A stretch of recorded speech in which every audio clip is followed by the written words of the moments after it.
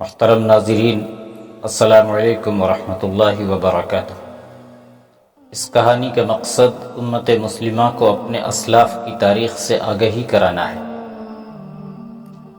یہ کہانی ہر اس شخص کے لیے ہے جو دینی شعور اور فہم و فراست رکھتا ہے اور اپنے اسلاف کے تاریخی کارناموں کا متلاشی ہے، خواہ وہ نوجوان ہو، جوان ہو یا پھر پیرانہ سالی کی منزلوں کو چھو رہا ہو، مرد ہو یا عورت، سب کے لیے ضروری ہے۔ یہ ایک سنسنی خیز اور دلچسپ شجاعت کی داستان ہے جو اہل باطل کے صحراؤں اور پہاڑوں اور میدانوں میں رسول اکرم صلی اللہ علیہ وسلم کے صحابہ اکرام نے رقم کی ہے۔ تو آئیے کہانی کی طرف چلتے ہیں۔ قسط نمبر 18۔ بسم اللہ الرحمن الرحیم۔ انطاکیہ پر حملے سے پہلے ابو عبیدہ اور خالد بن ولید نے ضروری سمجھا کہ مجاہدین کو بتا دیا جائے کہ اب ہم جو قلعہ سر کرنے جا رہے ہیں وہ ان قلعوں جیسا نہیں جو اب تک ہم سر کرتے آئے ہیں۔ اب ہم پہاڑوں سے ٹکرانے جا رہے ہیں۔ یہ وجہ تھی کہ مجاہدین اسلام کو یاد دلانا پڑا کہ اللہ کے حکم سے اللہ کی خوشنودی کے لیے لڑ رہے ہیں، اور اب اللہ ان سے اور زیادہ قربانی مانگ رہا ہے۔ مجاہدین زندگی اور موت کا معرکہ لڑنے کے لیے تیار ہو گئے۔ اسی روز یا اس سے اگلے روز ابو عبیدہ رضی اللہ عنہ اپنے خیمے میں بیٹھے سالاروں کے ساتھ صلاح مشورے کر رہے تھے اور انطاکیہ کو محاصرے میں لینے کی اسکیم تیار ہو رہی تھی کہ انہیں اطلاع دی گئی کہ اپنا ایک عہدیدار حدید بن مومن خزرج رومی فوج کی قید سے فرار ہو کر آیا ہے، اور اس کے ساتھ ایک رومی لڑکی ہے۔ دربان نے یہ بھی بتایا کہ یہ دونوں روحا سے آئے ہیں۔ ابو عبیدہ رضی اللہ عنہ نے دونوں کو فوراً اندر بلا لیا۔ حدید شارینہ کے ساتھ خیمے میں داخل ہوا اور تمام سالاروں سے مصافحہ کیا۔ میری داستان سفر خاصی لمبی ہے، حدید نے کہا۔ آپ کے پاس جب اتنی فرصت ہوگی مجھے بلا لیں، ابھی کچھ ضروری باتیں آپ کو بتانی ہیں، یہ سن لیں۔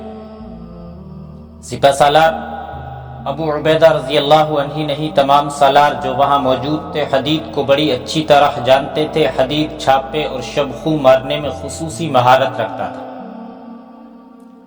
اس کام کے لیے دلیری اور جسمانی پھرتی کی ضرورت تو ہوتی ہی ہے، لیکن عقل اور حاضر دماغی کی ضرورت زیادہ ہوتی ہے۔ یہ سب خوبیاں حدید میں کوٹ کوٹ کر بھری ہوئی تھی۔ دشمن کے ٹھکانوں پر کسی نہ کسی طرح پہنچ کر وہاں سے جنگی نوعیت کی خبریں لے آنا حدید کا دوسرا کمال تھا۔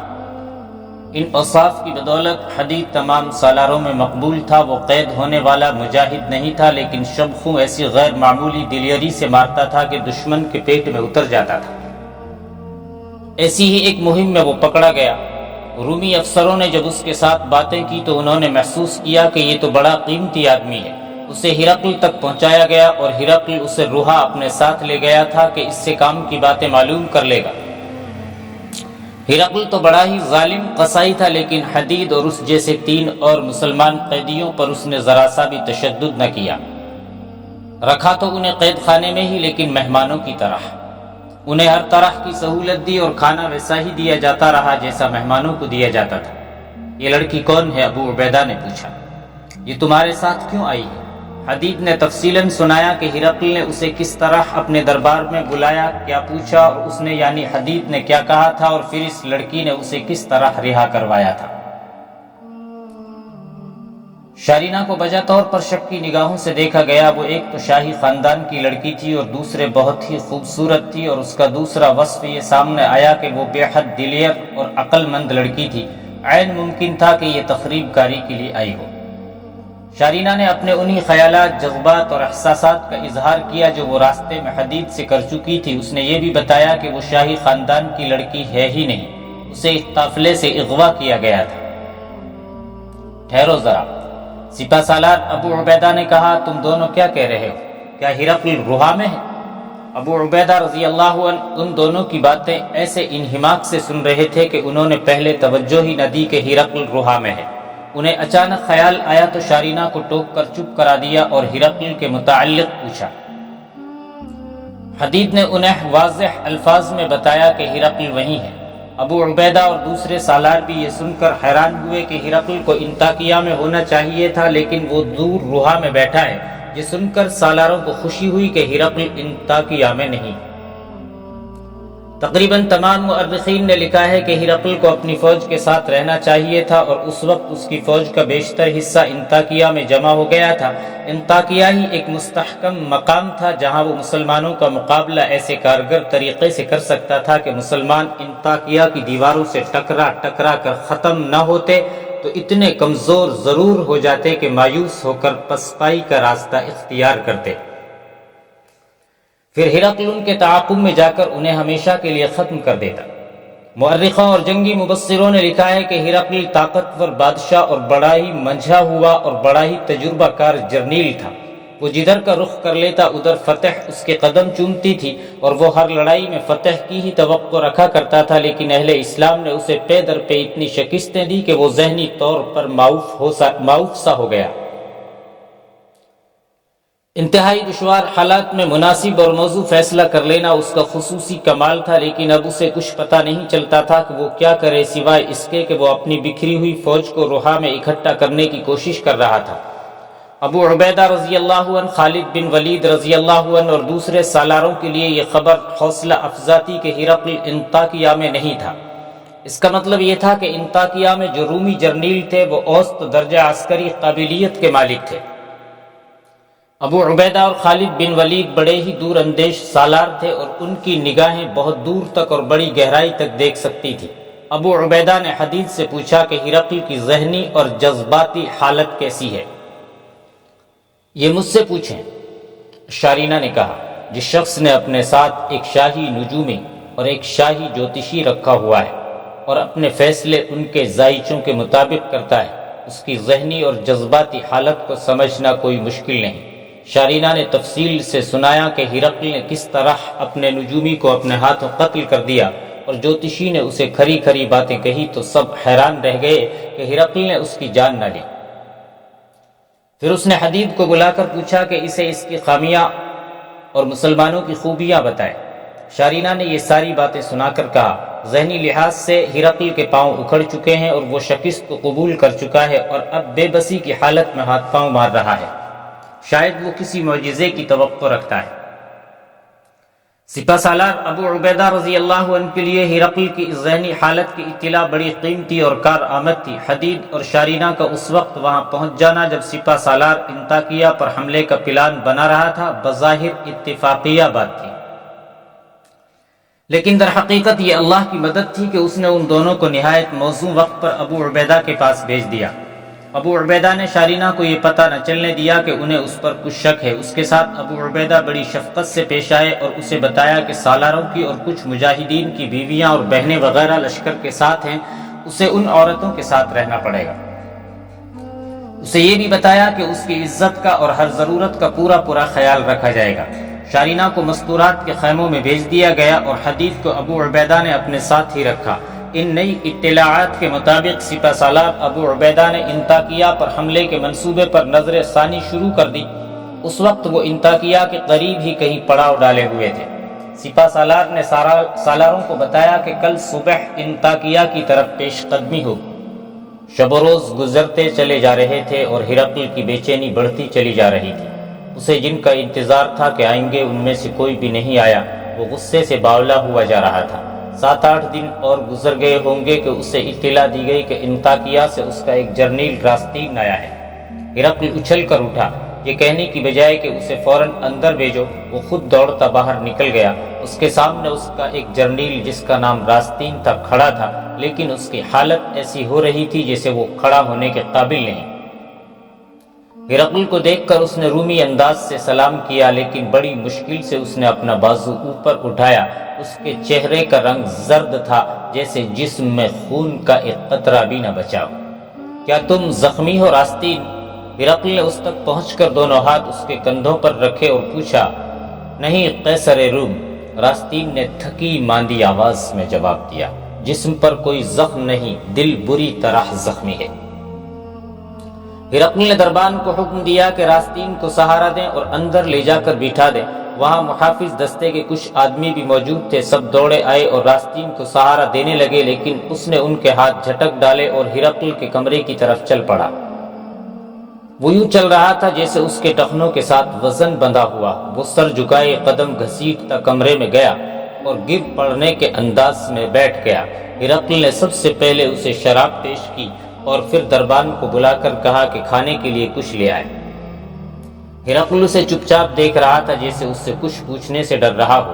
یہ تو اس نے محسوس کر لیا تھا کہ راستین کوئی اچھی خبر نہیں لایا۔ قیصر روم، راستین نے شراب کے چند گھونٹ پی کر کہا، انطاکیہ ہاتھ سے نکل گیا ہے۔ ہرقل کا رد عمل یہ تھا کہ وہ منہ کھولے کچھ دیر راستین کے منہ کو دیکھتا رہا۔ پیشتر اس کے کہ آپ اس شکست کی ذمہ داری مجھ پر یا میرے ساتھی جرنیلوں پر عائد کریں، میری پوری بات سن لیں۔ راستین نے کہا، میں ان مسلمانوں کی بہادری کا قائل ہو گیا ہوں۔ ان کی تعداد ہماری نسبت بہت ہی تھوڑی تھی اور ہماری فوج اتنی زیادہ تھی کہ میں صحیح گنتی نہیں بتا سکتا، کیونکہ ہر طرف سے ہمارے فوجی بھاگ بھاگ کر انطاکیہ آ رہے تھے۔ میں مان نہیں سکتا کہ مسلمانوں کو معلوم نہ تھا کہ انطاکیہ میں اتنی زیادہ فوج ہے، اور انطاکیہ دفاعی لحاظ سے اس قدر مضبوط شہر ہے کہ اسے کوئی بیرونی حملہ آور سر نہیں کر سکتا۔ مسلمانوں کو تمام احوال و کوائف معلوم تھے، پھر بھی وہ حملے کے لیے آ رہے تھے۔ کیا تم لوگوں نے میرے حکم پر عمل نہیں کیا تھا؟ ہرقل نے غصیلی آواز میں کہا، میں نے تم لوگوں سے کہا تھا کہ مسلمان انطاکیہ کی طرف پیش قدمی کریں تو انہیں انطاکیہ تک پہنچنے ہی نہ دیا جائے اور فوج کو باہر نکال کر ان پر حملہ کر دیا جائے اور پھر پہاڑیوں اور چٹانوں سے پورا فائدہ اٹھایا جائے۔ ہاں قیصر روم، راستین نے کہا، ہم نے آپ کے حکم پر ہی عمل کیا تھا۔ جو ہی ہمیں اطلاع ملی کہ مسلمانوں کا لشکر انطاکیہ کی طرف آ رہا ہے تو ہم نے فوراً اپنی فوج کو تیار کیا اور اسے باہر لے آئے۔ آپ کو معلوم ہے کہ پہاڑیوں کے درمیان ایک کشادہ میدان ہے۔ ہم نے اپنی فوج کو جنگی ترتیب میں کر کے اس میدان میں کھڑا کر دیا۔ انطاکیہ کی طرف جانے کے لیے اسی میدان سے گزر کر جاتے ہیں۔ اس کے ارد گرد اونچی نیچی پہاڑیاں ہیں۔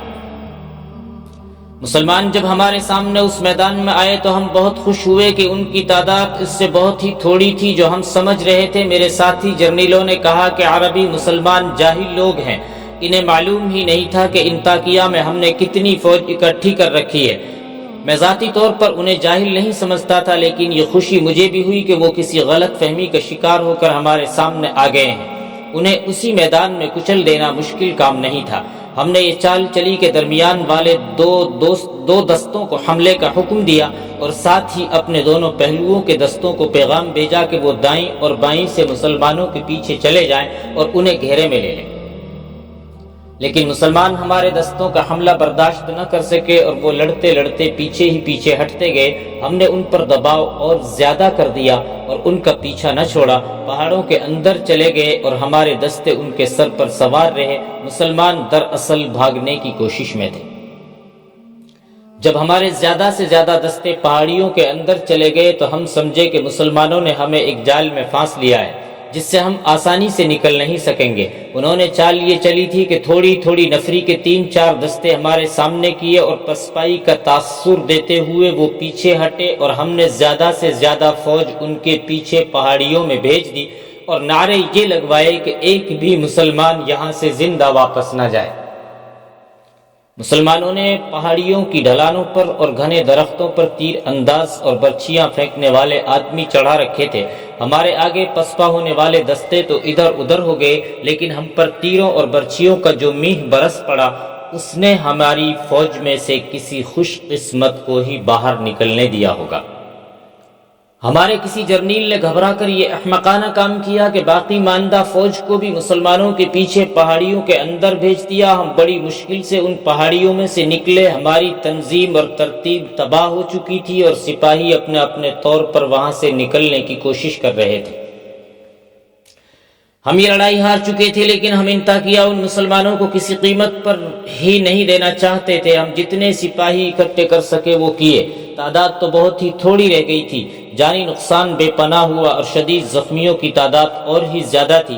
بہرحال ہم جتنے صحیح اور سلامت سپاہی اکٹھے کر سکے انہیں لے کر انطاکیہ کی طرف چل پڑے۔ جب ہم قلعے کے دروازوں پر پہنچے تو تمام دروازے اندر سے بند تھے۔ بہت شور شرابہ کیا کہ دروازے کھول دیں، لیکن دیواروں کے اوپر سے ہم پر تیروں کی بچھاڑیں آنے لگی۔ تب پتہ چلا کہ مسلمان شہر میں داخل ہو چکے ہیں اور دروازے انہوں نے بند کیے ہیں۔ تو کیا انطاکیہ بھی ہمارے ہاتھ سے نکل گیا ہے؟ ہرقل نے حیرت زدہ لہجے میں پوچھا اور راستین کے جواب کا انتظار کیے بغیر بولا، یہی تو ایک مضبوط قلعہ ہمارے پاس رہ گیا تھا، یہ تمہاری نالائقی کا نتیجہ ہے، تم سب بزدل ہو گئے ہو۔